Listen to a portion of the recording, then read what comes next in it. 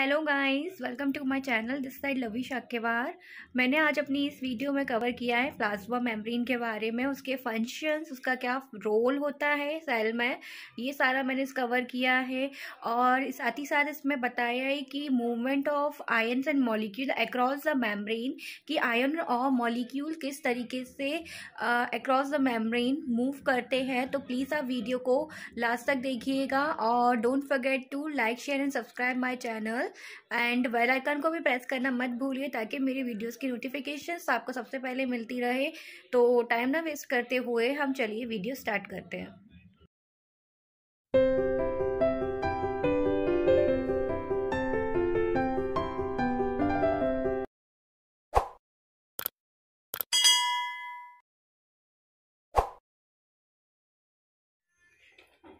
Welcome guys, आज मैं आपको बताऊंगी सेल मेम्ब्रेन, जिसे हम प्लाज्मा मेम्ब्रेन भी बोलते हैं।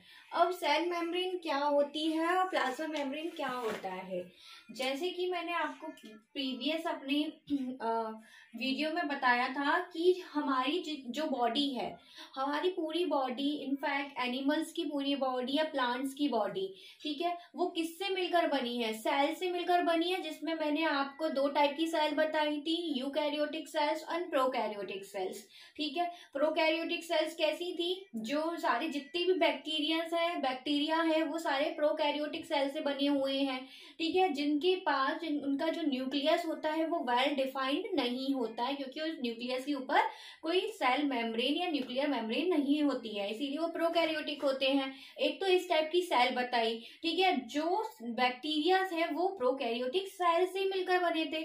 फिर मैंने आपको बताया था यूकैरियोटिक सेल्स। ठीक है, तो यूकैरियोटिक सेल्स कैसी होती हैं? वो ऐसी सेल्स होती हैं जिनके पास वेल डिफाइंड न्यूक्लियस है। ठीक है, उनके पास न्यूक्लियर मेम्ब्रेन है और सेल मेम्ब्रेन भी प्रेजेंट है। तो वही जो सेल है, जितनी भी सेल्स हैं, जितनी भी ऑर्गेनिज्म बने हुए हैं, किससे मिलकर बने हुए हैं? वो सारे मिलकर बने हुए हैं सेल से मिलकर बने हुए हैं। अब भाई, जो सेल है, ठीक है, उसका हमने स्ट्रक्चर पढ़ा था। ठीक है, स्ट्रक्चर के साथ साथ उसके हमने ये देखा था, न्यूक्लियस है तो न्यूक्लियस के ऊपर अगर मेम्ब्रेन है तो वो यूकैरियोटिक सेल होगी। ये सारा कुछ बना पड़ा था। तो सेल कैसी थी? जैसे कि मैं आपको एग्जांपल, जैसे कि हमारी सबसे पहले जो सेल का स्ट्रक्चर देखा गया था, सबसे पहले जो सेल का स्ट्रक्चर इलेक्ट्रॉन माइक्रोस्कोप के थ्रू देखा गया था 1950 में। ठीक है, जब इलेक्ट्रॉन माइक्रोस्कोप आए थे तब उसका जो सेल का स्ट्रक्चर सबसे पहले देखा था कि सेल भाई दिखती कैसी है, होती कैसी है। तो सबसे पहले जो सेल देखी गई थी वो थी RBC cell, red blood cell. ठीक है, इसको देखा गया था। ठीक है, तो इलेक्ट्रॉन माइक्रोस्कोप में उसे ऑब्जर्व किया था, तो उसमें देखा गया कि जो सेल होती है उसके, जैसे कि ये सेल है तो उसके पास एक ना, यहाँ जो सेल होती है उसकी जो आउटर मोस्ट जो लेयर होती है वो बनी हुई होती है बाइलेयर्ड मेम्ब्रेन से, जिसको हम बोलते हैं सेल मेम्ब्रेन और प्लाज्मा मेम्ब्रेन। ठीक है, ये सेल है तो सेल का स्ट्रक्चर मतलब शेप देने के लिए भी सेल मेम्ब्रेन रिस्पॉन्सिबल है। तो ये शेप जो है सेल का, ठीक है, तो इसके आउटर मोस्ट जो लेयर होगी वो किसकी होगी? वो बनी होगी सेल मेम्ब्रेन की, वो होगी सेल मेम्ब्रेन और प्लाज्मा मेम्ब्रेन, उसी को बोलते हैं। ठीक है, तो सेल मेम्ब्रेन और प्लाज्मा मेम्ब्रेन के बारे में हम आगे देखते हैं। जो होती है प्लाज्मा मेम्ब्रेन, क्या करती है? वो प्रोटेक्ट करके रखती है हमारी सेल को। ठीक है, वो प्रोटेक्ट करके रखती है, मतलब कि एक तरीके की लेयर है, एक तरीके की मेम्ब्रेन है सेल के ऊपर, वो एक तरीके का हमारी सेल्स को प्रोटेक्ट करके रखती है। जैसे कि कोई एक्सटर्नल मॉलिक्यूल्स या सेल्यूलर ट्रांसपोर्ट अगर कोई हो रहा है, ठीक है, उससे प्रोटेक्ट करके रखती है। और क्या काम होता है सेल मेम्ब्रेन का? वो ना सिग्नल ट्रांसमिट भी करती है सेल टू सेल। ठीक है, cell to cell signal transfer भी कर रही है ये सेल मेम्ब्रेन के थ्रू। ठीक है, और हमारे जितने भी एक्सटर्नल ट्रैफिक है, मतलब आउटर मोस्ट एनवायरमेंट में सेल के, उसको भी प्रोटेक्ट करके रखती है सेल मेम्ब्रेन। क्या है? सेल मेम्ब्रेन है तो बाहर का कोई भी अगर मॉलिक्यूल्स या कोई भी बड़ा मॉलिक्यूल्स या कोई भी आयन सेल के अंदर इजीली एंटर ना कर पाए, ठीक है। तो वो एक तरीके की हमारे ये सेल के ऊपर लेयर होती है, वो सेल के अंदर ऐसे मॉलिक्यूल्स या ऐसे सिग्नल, ऐसे मॉलिक्यूल या ऐसे आयंस को अंदर एंटर करने नहीं देती है। ठीक है। फिर क्या होता है, ये जो प्लाज्मा मेम्ब्रेन जो होती है, सेल के ऊपर जो प्लाज्मा मेम्ब्रेन वो किसकी बनी हुई होती है? मोस्टली वो बनी हुई होती है लिपिड, कार्बोहाइड्रेट और प्रोटीन की बनी हुई होती है। लिपिड, कार्बोहाइड्रेट, प्रोटीन की बनी हुई होती है। ठीक है। प्लाज्मा मेम्ब्रेन जो होती है सेल्स के ऊपर। फिर क्या है, ये ना it protect intercellular components from the extra cellular environment. वही इसमें है कि जो सेल के अंदर के कंपोनेंट्स है, जो भी ऑर्गेनिज्म है, उसको प्रोटेक्ट करके रखती है फ्रॉम द आउटर एनवायरमेंट से। ठीक है। क्यों? क्योंकि इसके ऊपर एक मेम्ब्रेन है सेल के ऊपर। ठीक है। अगर सेल के अंदर सारे जो इसके ऑर्गेनेल्स हैं, जैसे न्यूक्लियस या गोल्गी कॉम्प्लेक्स और भी जो ऑर्गेनेल्स हैं, तो क्या है, वो ऑर्गेनेल्स सेल के बाहर के एनवायरमेंट से बचे रहे अंदर के। ठीक है। ऑर्गेनेल्स बाहर के एनवायरमेंट से, तो क्या होता है, सेल के ऊपर एक मेम्ब्रेन होती है जो वो बाहर के एनवायरमेंट से हमारे अंदर के सेल के एनवायरमेंट को बचा के रखती है। ठीक है। तो ये भी काम होता है। फिर क्या है, जो आपका नेक्स्ट पॉइंट बोल रहा है, the plasma membrane mediates cellular processes. जो प्लाज्मा मेम्ब्रेन होती है, प्लाज्मा मेम्ब्रेन जो होती है सेल के ऊपर, वो सेल्यूलर मतलब सेल्स की सारी प्रोसेसेस करती है। कैसे? By regulating the material that enter and exit the cell. ठीक है। क्यों मेडिएट करके रख रही है? जैसे कि देखो, अगर क्या होता है, जिस ये सेल है, सेल के आउटर मोस्ट क्या प्रेजेंट है? Plasma membrane. ठीक है। तो क्या हो रहा है, ये प्लाज्मा मेम्ब्रेन क्या कर रही है, मतलब मॉलिक्यूल, मतलब जैसे कि अगर आउटर मोस्ट एनवायरमेंट में सेल के क्या प्रेजेंट है, कोई मॉलिक्यूल्स प्रेजेंट है। जैसे कि अपन मॉलिक्यूल ले लेते हैं, यहाँ कोई मॉलिक्यूल ले लिया, मॉलिक्यूल है, वो सेल के अंदर एंटर कर रहा है। ठीक है। तो सेल के अंदर एंटर कर रहा है, ऐसे ही सेल के अंदर के मॉलिक्यूल्स कुछ वो सेल के बाहर भी जाते हैं। ठीक है। तो ये क्या होता है, इसमें क्या होता है कि जो सेल्यूलर प्रोसेसेस भी होती हैं प्लाज्मा मेम्ब्रेन के थ्रू, सेल के अंदर की प्रोसेस भी हो रही है, किसके थ्रू? प्लाज्मा मेम्ब्रेन के थ्रू, जिसके कारण बाहर के मॉलिक्यूल अंदर एंटर कर पा रहे हैं और अंदर के बाहर आ पा रहे हैं। लेकिन प्लाज्मा मेम्ब्रेन जो होती है वो सेमी परमिएबल इन नेचर होती है।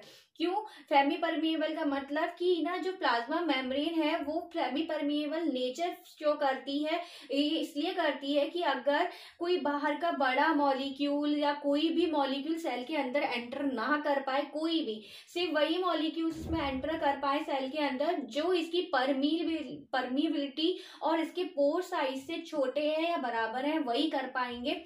ठीक है। और अगर बड़े कोई मॉलिक्यूल सेल के अंदर अगर एंटर करना है या सेल के बाहर से आना है, सेल के बाहर आना है, तो वो क्या करेंगे, वो ऐसा किसी के ऊपर मतलब प्रोटीन इसके ऊपर सेल के ऊपर एम्बेडेड होते हैं, प्रेजेंट होते हैं, तो उसके ऊपर लोड होके और प्रोटीन के लिए एज अ कैरियर काम करेगा बड़े मॉलिक्यूल्स के लिए, तो उनके ऊपर वो मॉलिक्यूल्स लोड होकर तभी वो सेल के अंदर आ सकते हैं या सेल के बाहर आ सकते हैं, सेल के अक्रॉस हो सकते हैं। ओके। तो ये मैं आपको अब मैंने आपको यहाँ पर प्लाज्मा मेम्ब्रेन का डायग्राम दिखाया है कि प्लाज्मा मेम्ब्रेन कैसे होती है। यहाँ 2 टाइप के डायग्राम्स मैंने दिखाए हैं। ठीक है। देखिए, पहला डायग्राम को देखिए। तो प्लाज्मा मेम्ब्रेन क्या होता है? प्लाज्मा मेम्ब्रेन होती है फॉस्फोलिपिड बाइलेयर से बनी हुई होती है। फॉस्फोलिपिड का मतलब है फॉस्फेट और लिपिड से मिलकर प्लाज्मा मेम्ब्रेन बनी हुई होती है। और बाइलेयर क्यों है? क्योंकि ये 2 लेयर से मिलकर बनी हुई है। देखिए, एक लेयर ये होती है और एक ये होती है। ठीक है। इसीलिए इसको फॉस्फोलिपिड बाइलेयर बोला जाता है प्लाज्मा मेम्ब्रेन। ठीक है। तो प्लाज्मा मेम्ब्रेन में और क्या है, देखिए आप डायग्राम में ये जो बनाया हुआ है ये डबल लेयर है और ये हेड टाइप का है। देखिए आपको इस टाइप का दिखाया है, जो ये क्या कहलाता है, ये कहलाता है हेड। ठीक है। जो कैसा होता है इसका नेचर, जो होता है अपना हाइड्रोफिलिक इन नेचर होता है, ठीक है। मतलब वाटर लविंग होता है ये, मतलब कि दोनों साइड से जो हेड है बाय लेयर का, वो कैसा होता है, हाइड्रोफिलिक होता है, मतलब कि वाटर के कांटेक्ट में होता है, ठीक है। और फिर क्या है यहाँ पर इस तरीके से मैंने इधर होती है हाइड्रोफोबिक टेल, ठीक है। ये हाइड्रोफोबिक टेल इस तरीके से प्रेजेंट होती है, टेल जो हाइड्रोफोबिक होती है मतलब वाटर हीटिंग होती है, जो वाटर के कांटेक्ट में नहीं है। देखिए इन दोनों लेयर के बीच में है ये पूरी टेल सारी इसकी, तो ये कैसी है, वाटर हीटिंग है, मतलब हाइड्रोफोबिक इन नेचर होती है ये। और यहाँ पर मैंने आपको दिखाया है, ये देखो जैसे कि ये है कैरियर प्रोटीन, जिसको ट्रांसमेम्ब्रेन प्रोटीन्स भी कहा जाता है, एज अ कैरियर काम करता है ये। जैसे कि मैंने आपको बताया कि plasma membrane semi permeable in nature होती है, जैसे कि आउटर मोस्ट एनवायरमेंट में कोई मॉलिक्यूल प्रेजेंट है, जैसे कि कोई गैसेस ही ले लो, जैसे CO2 प्रेजेंट है और ऑक्सीजन प्रेजेंट है, तो ये तो गैसेस फॉर्म में है, बहुत छोटे हैं, तो ये क्या है, प्लाज्मा मेम्ब्रेन की परमिएबिलिटी को क्रॉस कर जाएंगी। अगर इसे सेल के अंदर आना है तो ये CO2 या ऑक्सीजन सेल के अंदर एंटर कर जाएगा इजीली, ठीक है, आ जाएगा, क्योंकि परमेबिलिटी को इसकी क्रॉस कर पा रहा है, ये प्लाज्मा मेम्ब्रेन को क्रॉस कर सकता है, ठीक है। बट क्या कभी कभी क्या होता है, बड़े जो ऐसे मॉलिक्यूल्स या आयंस होते हैं जो आउटर मोस्ट एनवायरमेंट में प्लाज्मा मेम्ब्रेन के, जैसे कि कोई मॉलिक्यूल ले लो,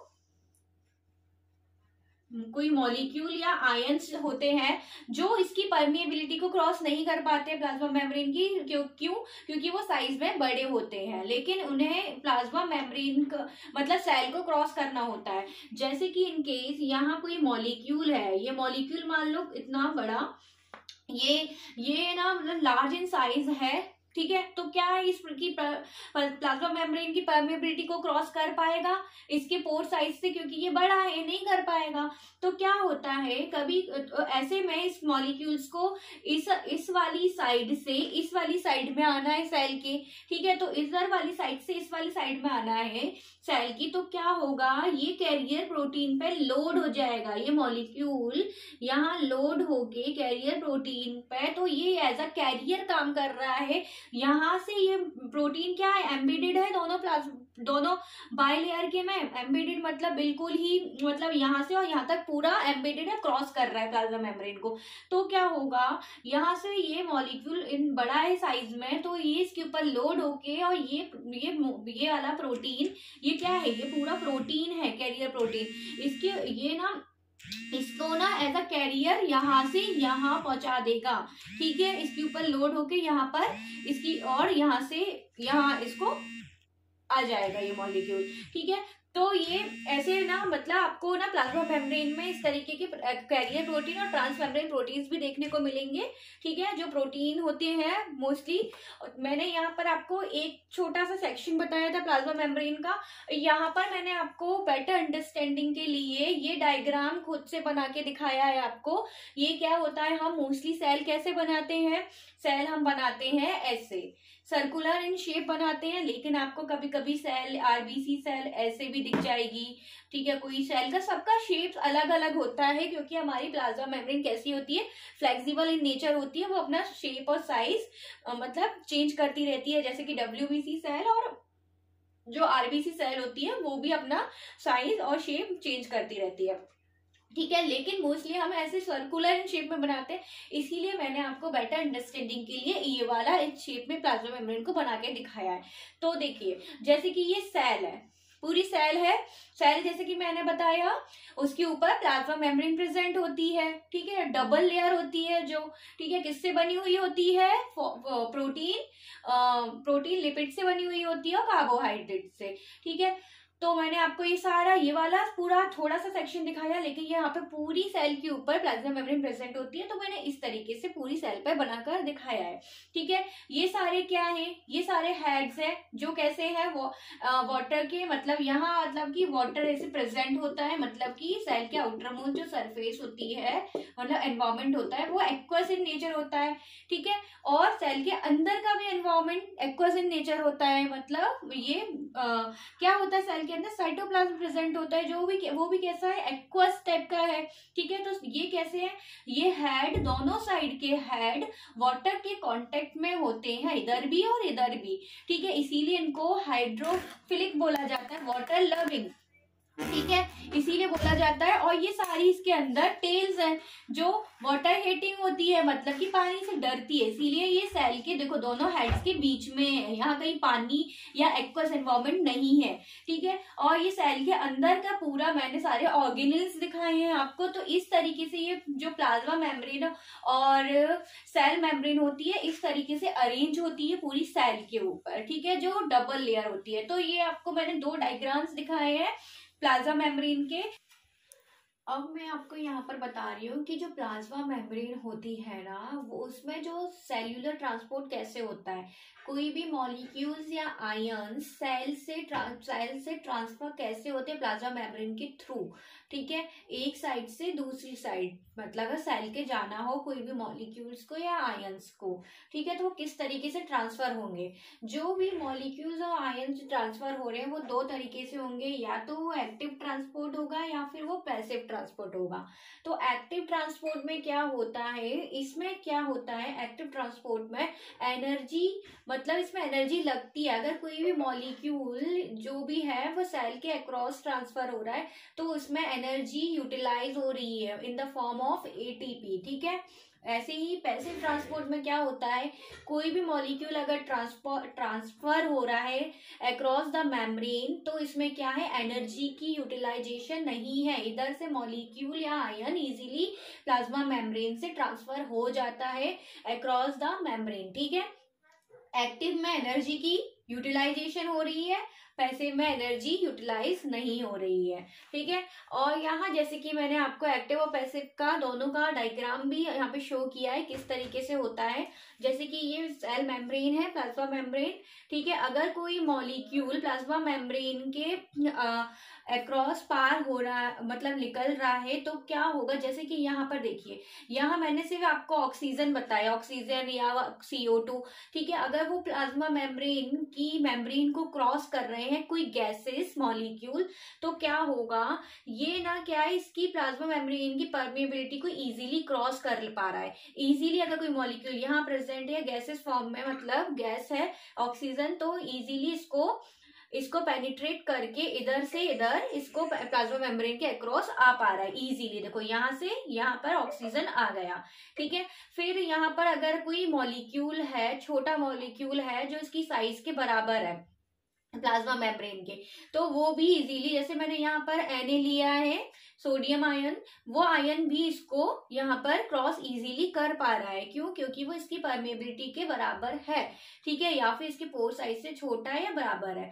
तो इस टाइप के ट्रांसपोर्ट में कोई एनर्जी की रिक्वायरमेंट नहीं हो रही है। कोई एनर्जी लग रही है क्या, आप ही देखिए, यहाँ से इजीली आराम से निकल गया ये। ठीक है, ऑक्सीजन यहाँ से भी इजीली आराम से ये इसको पार कर गया प्लाज्मा मेम्ब्रेन को। ठीक है, तो ये इस टाइप का जो इसमें एनर्जी यूटिलाइज नहीं हो रही है कोई भी, तो इस टाइप के ट्रांसपोर्ट को बोल रहे हैं हम पैसिव ट्रांसपोर्ट। ठीक है, अब यहाँ देखिए, यहाँ पर क्या हो रहा है, यहाँ पर सोडियम आयन और पोटेशियम आयन दोनों है, वो प्लाज्मा मेम्ब्रेन को मतलब क्रॉस कर रहे हैं, मतलब साइमल्टेनियसली हो रही है ये प्रोसेस। ठीक है, साइमल्टेनियसली एक साथ सेल के अंदर के मॉलिक्यूल भी सेल के बाहर आ रहे हैं और बाहर के मॉलिक्यूल भी सेल के अंदर आ रहे हैं। तो क्या हो रहा है इस टाइम, क्या हो रहा है, दोनों मॉलिक्यूल साथ में आ रहे हैं, तो प्लाज्मा मेम्ब्रेन का पोर साइज तो उतना ही है।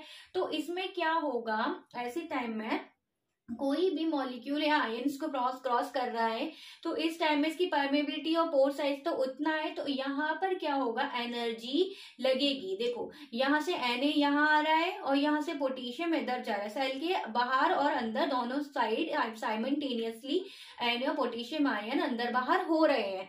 ठीक है, तो यहाँ एनर्जी की रिक्वायरमेंट होगी, यहाँ एनर्जी लगेगी। ठीक है, तो इस टाइप के ट्रांसपोर्ट को बोलते हैं हम एक्टिव ट्रांसपोर्ट। क्यों? क्योंकि यहाँ एटीपी मतलब एनर्जी यूटिलाइज हो रही है।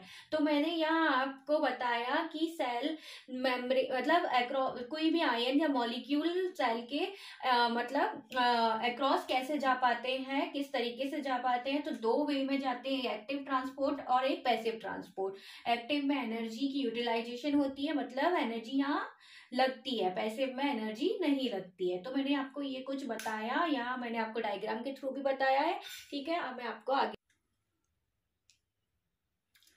अब जो मैं आपको बता रही थी एक्टिव और पैसिव ट्रांसपोर्ट, उसमें से क्या होता है, जो पैसिव ट्रांसपोर्ट होता है ना, वो ना 3 मेन टाइप का होता है। ठीक है, 3 तरीके से हो सकता है पैसिव ट्रांसपोर्ट। पैसिव ट्रांसपोर्ट क्या था? जिसमें एनर्जी की यूटिलाइजेशन नहीं हो रही थी। ठीक है, इजीली हमारे मॉलिक्यूल्स एक साइड से दूसरी साइड मेम्ब्रेन की easily without any energy transport हो पा रहे थे। ठीक है, जो मेन 3 टाइप से होता है, सिंपल डिफ्यूजन, ऑस्मोसिस और फैसिलिटेटेड डिफ्यूजन के थ्रू। तो सिंपल डिफ्यूजन क्या होता है? इसमें जो ना मॉलिक्यूल्स होते हैं ना, कोई जैसे कि कोई भी मॉलिक्यूल्स हो गए, वो ना easily without any energy plasma membrane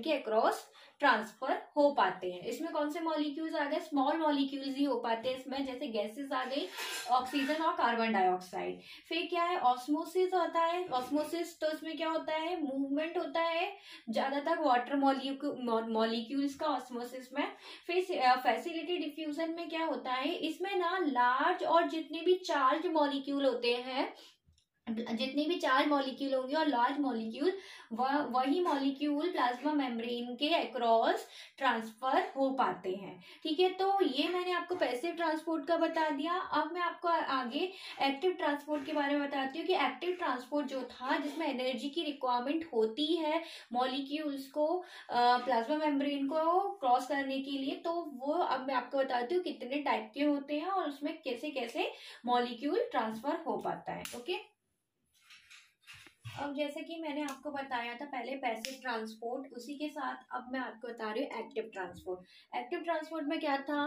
कि एनर्जी का यूटिलाइजेशन होता है कोई भी मॉलिक्यूल या आयंस का मेम्ब्रेन के अक्रॉस जब वो क्रॉस करते हैं तब। ठीक है, तो इसमें एनर्जी का यूटिलाइजेशन होता है। तो इसमें क्या होता है, जैसे कि वो 3 टाइप की थी पैसिव ट्रांसपोर्ट, ऐसे ही एक्टिव ट्रांसपोर्ट 2 मेन टाइप का होता है। जो क्या होता है? प्राइमरी और सेकेंडरी। प्राइमरी को हम बोलते हैं डायरेक्ट ट्रांसपोर्ट, सेकेंडरी को बोलते हैं इनडायरेक्ट ट्रांसपोर्ट।